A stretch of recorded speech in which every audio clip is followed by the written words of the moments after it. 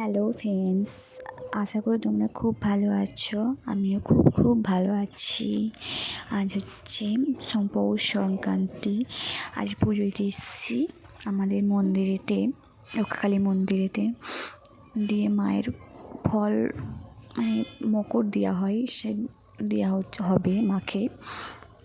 দিয়ে মাকে নিবেদন করা হবে এবারে পুজো দিয়ে। দেখে নাও মায়ের চারপাশটা, ফাঁকের দিকটা। একটু মাইক আরে বাজছে, একটু হয়তো তোমাদের অসুবিধা হতে পারে। গান চলছে, কারণ মেলা হচ্ছে তো, তার জন্য মাইক বাজছে প্রচুর। দেখে না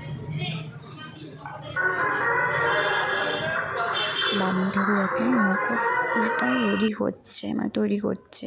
মকরটা রেডি করা হয়ে গেছে। দিয়ে এবারে পুজো হবে, মাকে এবারে দেবে, তারপরে বাড়ি চলে আসবো।